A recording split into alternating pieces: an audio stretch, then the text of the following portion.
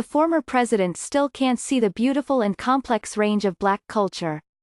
On Tuesday, former President Barack Obama spoke in Oakland, California, at a town hall for My Brother's Keeper, an initiative to mentor young black men that he started after George Zimmerman killed Trayvon Martin in 2012. He and the basketball player Stephen Curry discussed mentorship, masculinity and mass incarceration.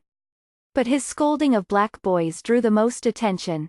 "If you are really confident about your financial situation," Mr. Obama told the crowd, "you are probably not going to be wearing a 8-pound chain around your neck.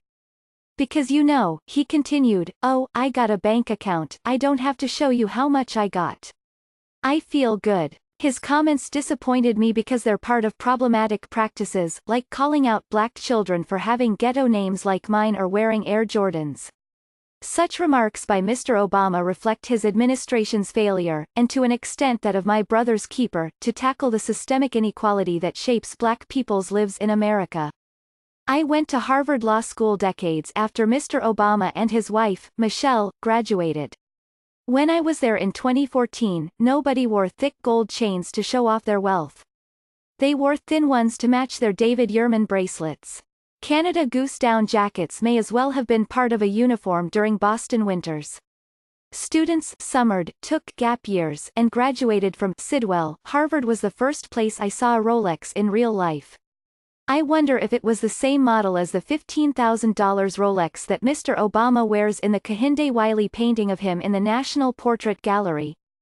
My Brother's Keeper's participants are less like my wealthy law school classmates and more like my brothers, cousins and childhood friends. Like my family, many of them have no reason to be really confident about their financial situation. And Mr. Obama is partly to blame for that. Black families were hit the hardest during the financial crisis.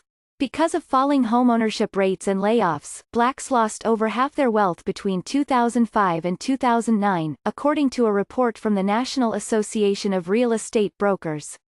Instead of bailing out families, Mr. Obama bailed out banks, failing to pursue specific policies that would have addressed the decline in black homeownership rates and equity. The economist William Darity painted a stark picture in a 2016 article in The Atlantic. Blacks working full-time have lower levels of wealth than whites who are unemployed. Blacks in the third quintile of the income distribution have less wealth, or a lower net worth, than whites in the lowest quintile. Even more damning for any presumption that America is free of racism is our finding that black households whose heads have college degrees have $10,000 less in net worth than white households whose heads never finished high school. Yet Michelle's husband, as he introduced himself at the town hall, uses My Brother's Keeper to change life outcomes for boys of colors.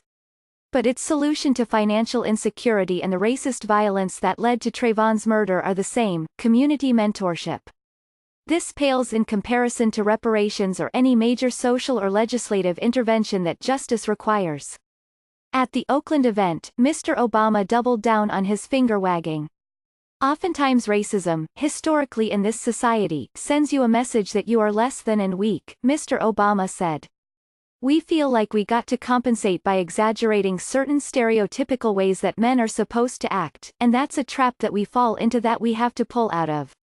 This is also how conservatives depict black people, as the philosopher Cornel West explained in Race Matters. Conservatives accuse them of being lazy and demand self-improvement. Liberals pity blacks for not being able to help themselves. But, to both groups, the burden is on black people to fix themselves. Neither conservatives nor liberals sufficiently challenge racist people or institutions that have long exploited poor people and people of color. To put it another way, programs like My Brother's Keeper insist on making better versions of Trayvon Martin, the black victim, instead of asking how to stop creating people like George Zimmerman, the racist vigilante. Rather than encouraging them to dismantle the systems that deepen wealth inequality, Mr. Obama tells black boys to tuck their chains.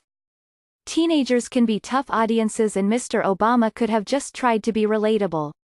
He's a masterful, charismatic storyteller. He sings, jokes and provokes. But throughout his candidacy and presidency, Mr. Obama repeatedly lectured black people. In 2008, he scolded black parents for allegedly feeding their children cold Popeyes chicken, even though food deserts are becoming more prevalent in black neighborhoods. He shamed Ferguson and Baltimore protesters for resisting police violence with rocks, the police officers whom the protesters were rightly defending themselves against. And in his Oakland comments, he criticized absent fathers, even though a 2013 report by the Centers for Disease Control and Prevention found that black fathers were the most involved with their children daily than any other group of fathers. What kind of men do these boys risk becoming? Mr. Obama asked. If you are very confident about your sexuality, you don't have to have 8 women around you twerking, Mr. Obama said. Why are you all like, you seem stressed acting that way? Because I got one woman who I'm very happy with. And she is a strong woman. I admit. The former leader of the free world using twerk correctly made me giggle. But I felt uneasy. I cannot imagine being a boy in that room, who feels like a girl or who is a girl, or dreams of 8 men twerking around him, or wants to twerk, or is curious about both boys and girls. Boys are probably stressed by the idea that they should already be confident about their sexuality as teenagers, or that a healthy sexuality exists between only a man and a strong woman, not 8 nameless, faceless women who twerk around a man. Mr. Obama's comments reinforced toxic masculinity and they didn't really give us an alternative. In the town hall, there was no black feminism, nothing that recognized the ordinary humanity of black girls and women, they were either on a pedestal or on the floor.